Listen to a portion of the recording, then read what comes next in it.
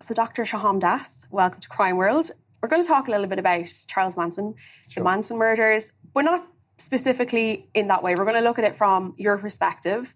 Can you tell us a little bit about what your job is and what it is you do? Sure. First of all, thank you for pronouncing my first name right. Not many people do. Yes, I'm a forensic psychiatrist. So a psychiatrist is a medical doctor who deals with and treats mental illness, and a forensic psychiatrist does that, but with related to violence. So I assess people in psychiatric units or in prison. So there's different types of forensic psychiatrists. I used to work in prisons, I've worked in hospitals, but right now I work as an expert witness. So if there's somebody that's on trial for a serious crime like murder, then I'll assess them in prison and I'll write a report about any mental health issues they might have. And a very small proportion, it is literally 2 or 3% of the cases that I see, there might be a psychiatric defense like not guilty by reason of insanity. And you're coming to these people who are assumed to be guilty of a crime to assess them post. So you're not really involved with kind of the pre-assessment in terms of looking out for the traits that somebody might have that will make them go on to be a criminal. You're coming at it, why were they a criminal? Are they criminal? Are they insane? Which is a legal term rather than a clinical one. Yeah. And your work is basically diagnosing, assessing, treating people who are in facilities who may have mental health issues. Yeah, exactly that. So I, as an expert witness, I will see them usually just on a one-off basis. Mm-hmm. It's a very serious case like murder. I might see them 2 or 3 times.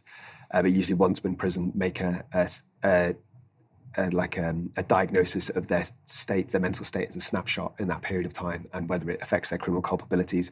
When I did work in a hospital, I would assess them long-term or treat them long-term in terms of rehabilitation. So even though I don't delve into what made them a criminal in the first place, I do very much look at the risk factors to keep them safe once they've been released. So if somebody is, for example, psychotic or depressed, it's about giving them the right medication, making sure they go through the right rehabilitation psychological courses as well. So it's a bit of everything, really. And I am familiar with your work, your brilliant book, In Two Minds, right?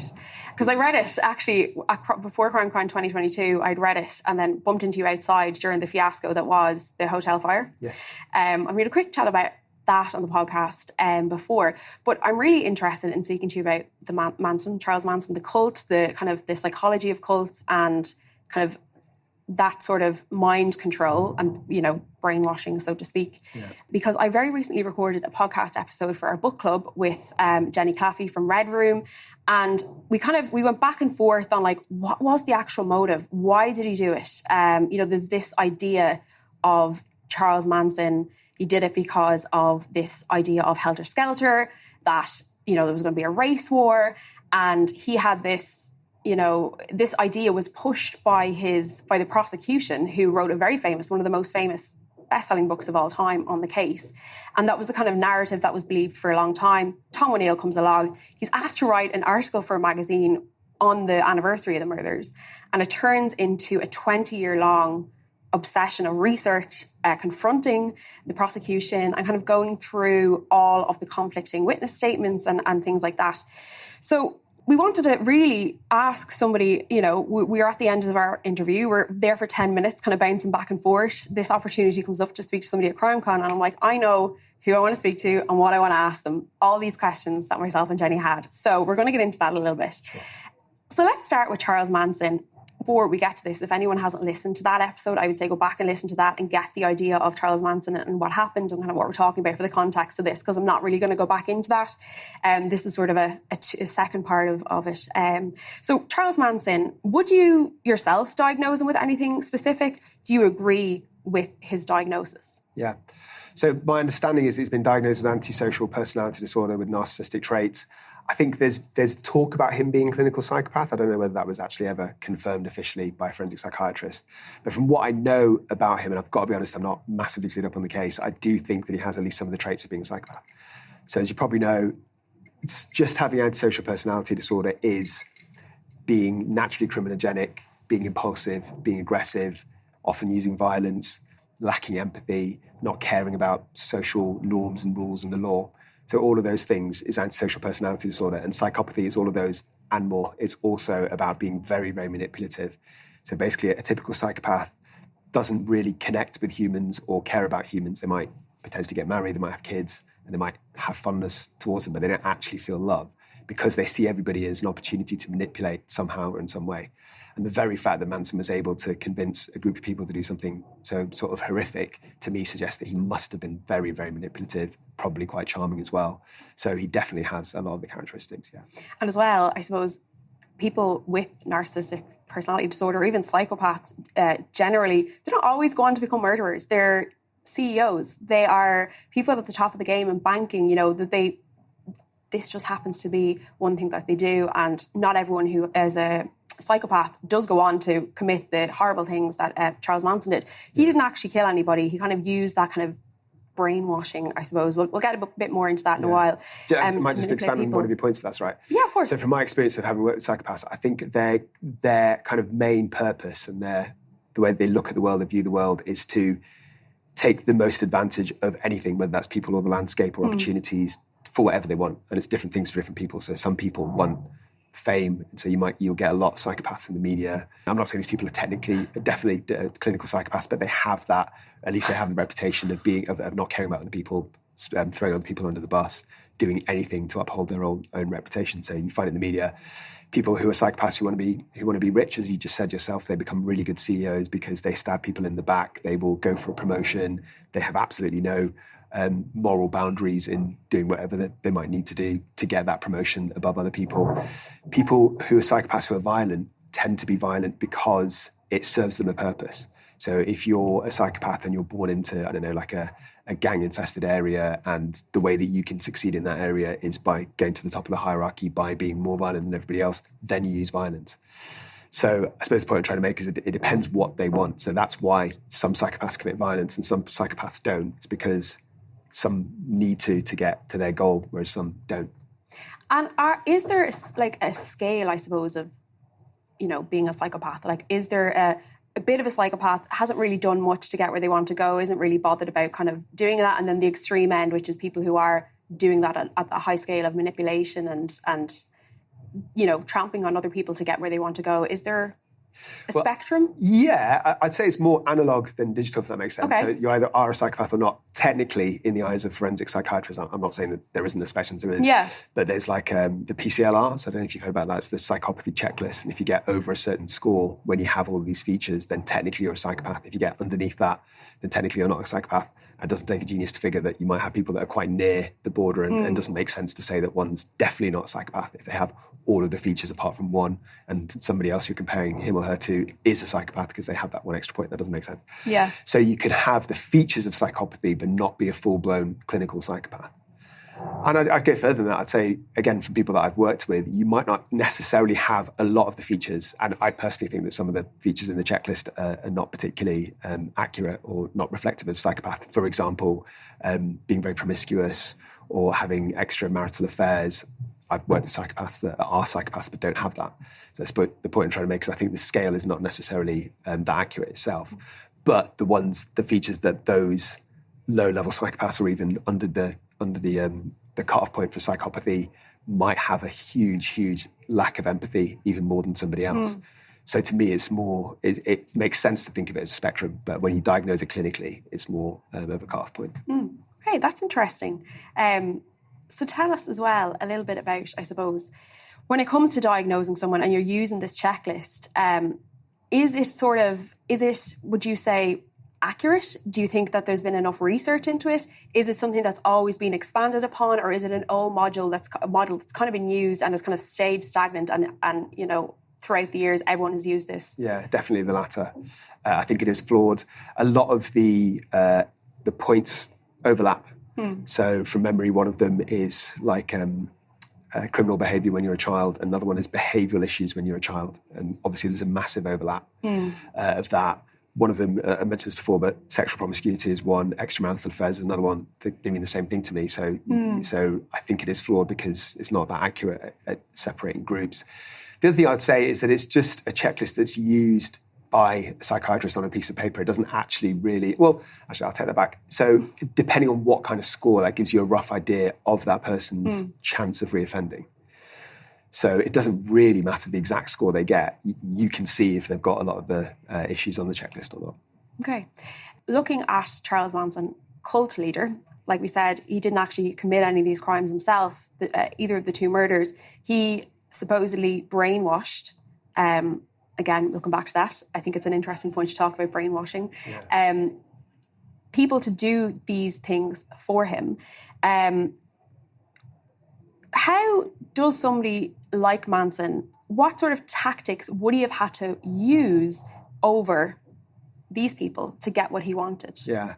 So I think there's a number of things. First of all, picking the exact right type of victim, so making sure they're right. So you're going to be able to manipulate somebody who is a bit disenfranchised anyway, who's searching for some sort of meaning of life.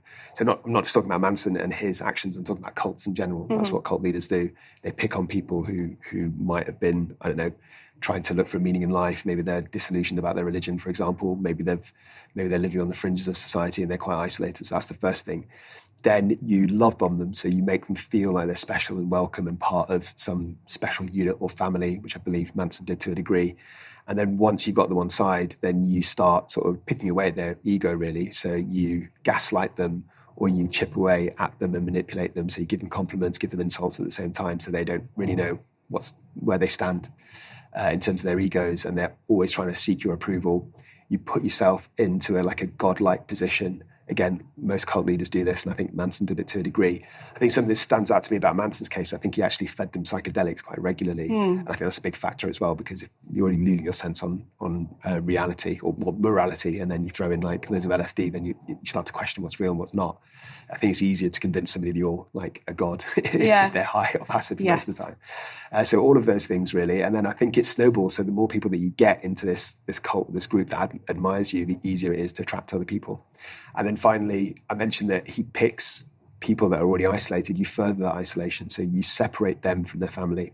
And that can be by putting little seeds of doubt into them about their friends and family not wanting their back. And the reason they do that, the reason they isolate them, is because it's much harder to leave. If you're having doubts, then you don't have your outside support system that you had a few years ago. So it's easier to stay where you are.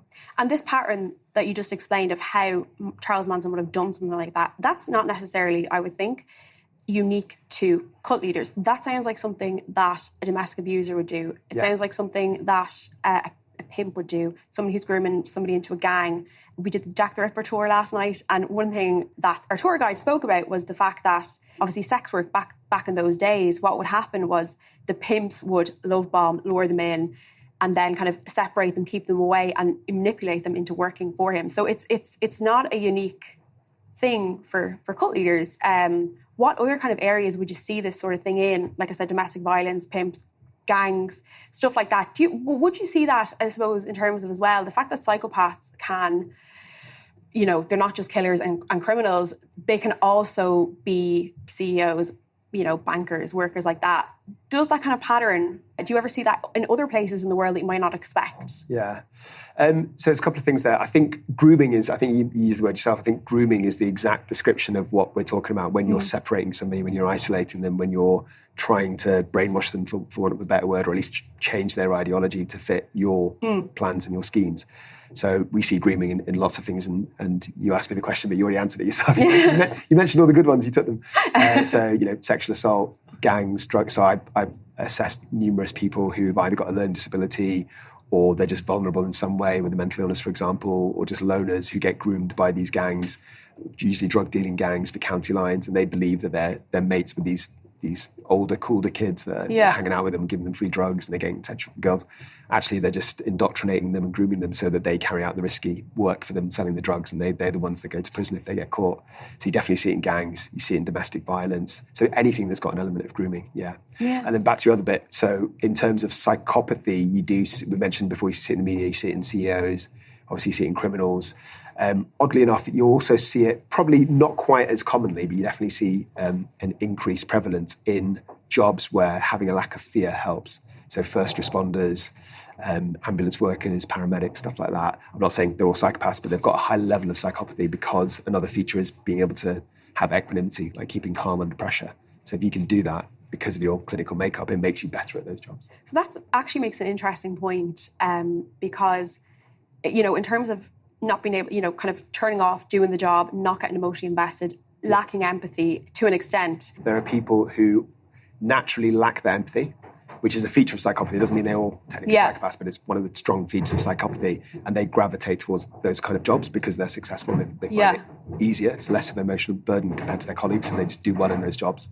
And then you get people who are in those jobs anyway, and they have to learn to compartmentalize. So I suppose the difference is a psychopath doesn't feel that bad about the stuff they're looking at or experiencing, and they're able to brush it off. They don't go home with a guilty conscience or thinking about it. And they can just forget about it. They can walk out the door and be completely back to their normal mindset. So I suppose, like you said, it's like one tick box ticked. Just because somebody's having an affair doesn't mean they're a psychopath either, right? It's just one box. Whereas, sorry, just finish this thought, whereas a non-psychopath will be emotionally affected by what they see, but they have to suppress that emotion. That's the difference. Okay, yeah. Sorry, that just came to my mind and I wanted to ask. So back to Charles Manson. Do you think there was any more of a motive? Like, what would his motive be for that? I mean, we have this narrative that he thought there was going to be a race war. He targeted people because he was upset about his music career not taking off. Do you think there's any truth in any of that? It's really hard to say without assessing him in person, but if I had to hedge my guesses, I would say that he probably did believe in those things, because even though he was clever enough and manipulative enough to not actually kill anybody himself, I can't think of a reason why somebody would go through all of that time and effort and spread that idea for any other gain. Like, it's not as if he made money off it. It's not as if he had any other plan. So why else would he do it? Especially if he is a psychopath, there's always a purpose for their behaviours. So I think he generally did believe it. It's a possibility he might have even been psychotic.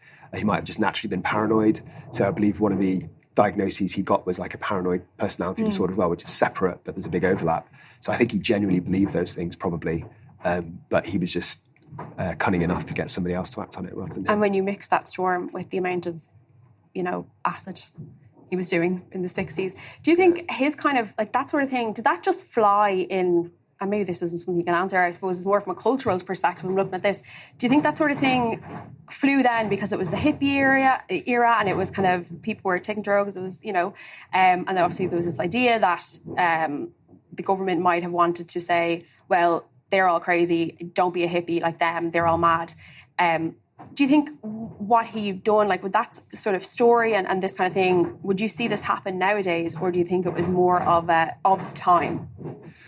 I mean, cults definitely do still exist, and the cult leaders usually have an agenda. I mean, that's a very weird agenda, thinking that there's some sort of racial war. It's usually an agenda of sexual abuse. So you make yourself this godlike figure, and everybody does what you said, and you literally abuse the women in your cult. That's a far more common pattern than the one that happened with Charles Manson. So it definitely does happen. Psychedelics, I think, probably on balance are not used as much as they were in the 60s. I think some cult leaders probably would introduce them. So I don't think it was necessarily, I'm not really giving you a clear answer there. I think the frame of the cult is not a new thing. I think it's existed and it continues to exist now, but maybe that exact dynamic of, taking LSD and flower power and being a hippie, that was specific to that time. And one thing as well, when it comes to, I suppose, his motive and the way he was able to control these people, I suppose one of the factors that we had, myself and Jenny, had kind of spitballed about, which I'd like to get your opinion on, because it was very much I heard this thing once and maybe it's true. But in a previous interview, we had been speaking to somebody, she's a criminologist, and she'd be talking about women who write to men in prison. And, she had this idea that, what kind of woman does that? Why would you do that? And, she was explaining that it tends to be, and maybe you don't agree, maybe you have a more of a forensic point of view on this, it tends to be because they're looking for some sort of control in their life. They're controlling the relationship. Will I come see you? Will I give you money in your account in prison? They might have come from domestic violence situations or situations where they were never in control and finally wanted to get that control. And I was thinking, could this apply to Charles Manson? Because he was in and out of institutions his entire life. Would that kind of translate to maybe why he did what he did? Was he just looking to kind of get back some control? Yeah. Who's the criminologist, by the way? Her name is Trina O'Connor. Okay. She's Irish. Very. She works for Dublin City Council as a criminologist. Yeah. So at the risk of shamelessly plugging myself, I've actually got a YouTube video on exactly that. Okay. Why some women fall in love with serial killers. And I couldn't have said it better myself. So it is usually in the context of previous domestic violence. So they've been in a series of abusive relationships where they feel dominated and controlled. They like to, they gravitate to what's familiar rather than what's safe. So they like being with these renowned sort of criminals and these people that are quite infamous, but as you said yourself, they get to have the element of control. So for the first time potentially in their lives, they get to call the shots. They know where this man is. He's not cheating. He can't physically hurt her if it's all prison visits, etc. So they do have that element of control. I do think it's fair to say there's a very small, the tip of the iceberg might be some women that do it for notoriety. Yeah. There's the women that go on to like get a book deal or a TV deal after a short relationship. It's quite clear what their motives are there. But to answer your question about Charles Manson, I mean, clearly there's an element of power and control and dominance of what he had over that group. Mm-hmm. Whether that's related to him being in previous relationships and being abused, I don't actually know. Was he in abusive relationships? More, he was in and out of, kind of institutionalised for his entire life. Prison, kind of boarding houses, all that sort of stuff was never really, I suppose, had control over his life and what he wanted to do, or having independence in a sense, which I suppose in a way is... it's a lot of people who go through those situations don't come out the other end the way Charles Manson did. So I've of the defendants that I've assessed, there's been quite a big proportion that have been institutionalised either through Young Offenders Institutes or various group homes, etc. And I trying to think off the top of my head, I can't think of one that ended up with that kind of behaviour, that sort of cult-like or grooming behaviour. Mostly it's through violence. So because they've been exposed to violence, they themselves are violent. But it's not about power and control over a group asking you to do something on your behest. It's more about power and control over an individual, whether that's your partner, because you want to show that you're in charge. It's a different type of dynamic, I think. Mm-hmm. And brainwashing, which I want to come back to. How would that stand up today, like under, psychological scrutiny? Is it a thing? Was it more of an idea back then before there was all this research, or is it actually something that is still believed to be something that can be done to other people? Yeah, I believe it can be done. We probably wouldn't call it brainwashing now. We'd probably call it gaslighting. I mean, gaslighting is not exactly the same, but it's more about making the individual question their own reality. But there's a massive overlap. But yeah, absolutely. I mean, I've seen it in cases that I've analysed even recently. But I would emphasise that it's not something that any one person can do to any other person. The victim has to be quite vulnerable, has to either have a learning disability or a mental illness, or is isolated, or is just a bit of a social outcast. So they're looking for that approval, and they're looking for that kind of relationship. And the perpetrator has to have certain characteristics, pretty much what we talked about with Charles Manson. So lacking empathy, being very narcissistic. So I think if you have the exact right dynamic, absolutely it's possible. Yeah. So you assess somebody, you diagnose them, like Charles Manson, for example, gets diagnosed as a psychopath, other killers. What's next for that person? I mean, in terms of, obviously, if you are assessing somebody who's a serial killer or a killer and diagnosed psychopath, they still have to go to trial. That's not a defence. It's not a mitigating factor. But in terms of treatment, is there a way to treat somebody, who's a psychopath? Do they ever want to change their ways, or do they see a problem with the way they are? Yeah, it's a good question. So almost by definition, psychopaths are very, very difficult, if not impossible, to change their outlook and their mindset through therapy. But despite that, I've definitely seen some cases where the psychopathy burns out. So what I mean by that isn't that their underlying emotions, lack of empathy, lack of fear, all of that doesn't change. But they go through this cycle of going to prison repeatedly, going to psychiatric units repeatedly, breakdown of relationships, marriages, getting estranged from kids. So after a while, and it is a long while, I'm not talking 2 or 3 years, I'm talking maybe 2 or 3 decades. So they're usually from my experience, in their 50s or 60s, they then reflect on their life and realise that they've not achieved what they want to achieve, and they're not actually that happy deep down. So if and only if that happens, they then can be open to therapy. And therapy doesn't change their mindset, but it helps them think about healthier ways to cope. Like cognitive behavioural therapy, that sort of thing? Exactly, that kind of thing. Anger management, conflict resolution. It's the stuff that you and I might take for granted, but if you've grown up in that cycle, then you might not have ever thought about doing something in a more healthier way. So they can change, but crucially it has to be because they get their own insight. I think it's almost impossible to change a psychopath's mind by forcing therapy on them. And in general, I suppose, killer does not equal psychopath, and psychopath does not equal killer.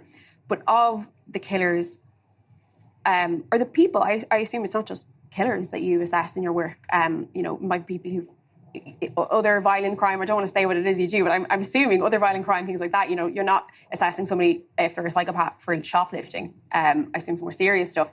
But of those, how often do you come away from that diagnosing a killer with Psychopathy. Yeah.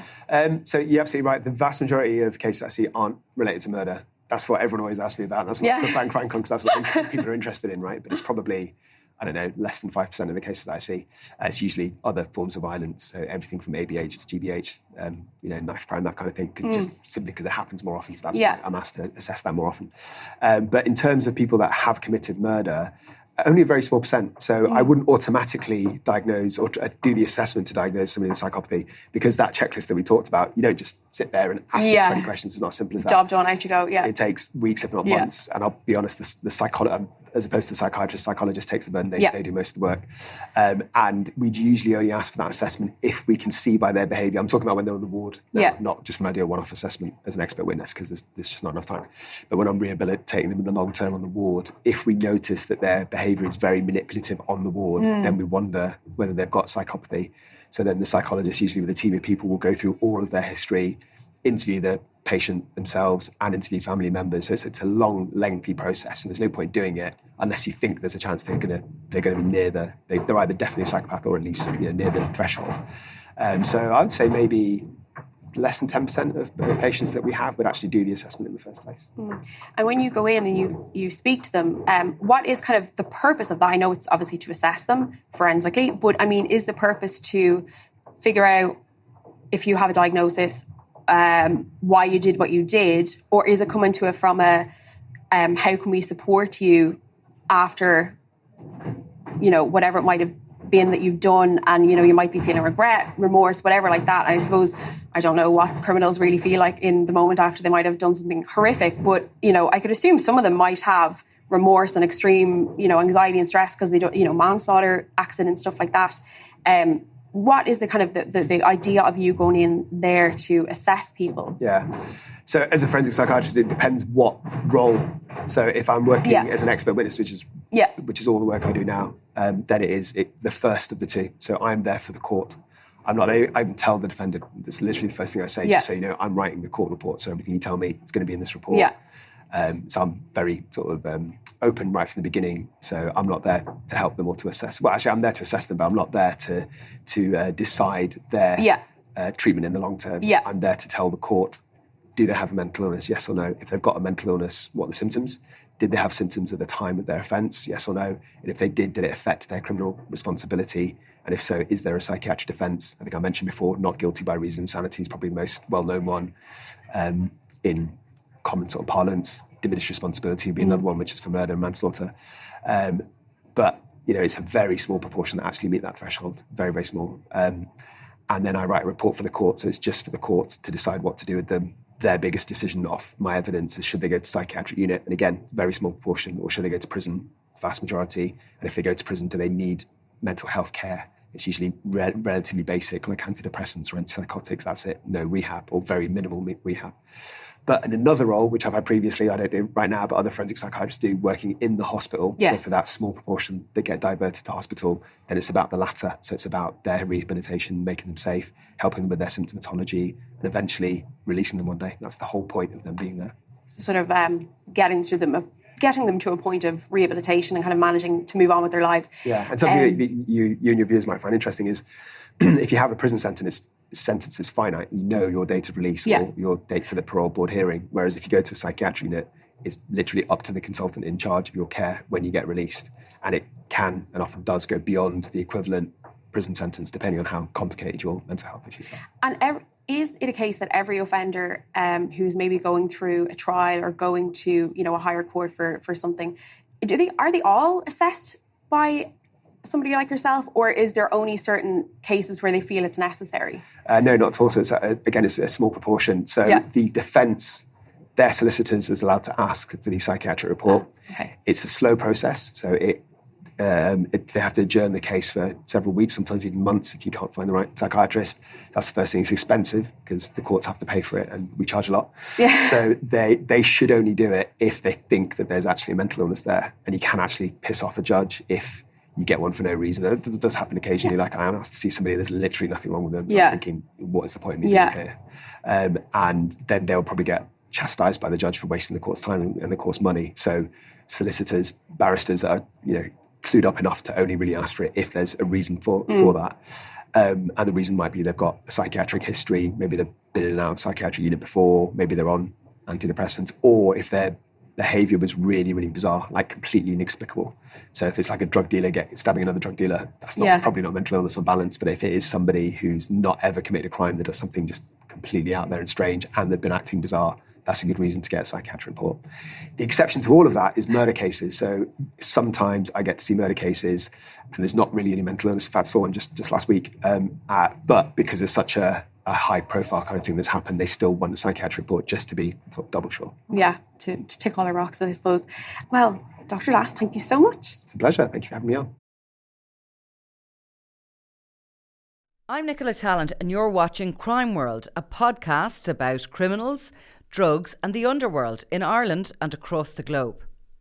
Make sure you subscribe to our channel and turn on notifications so you can be the first to watch all our latest episodes.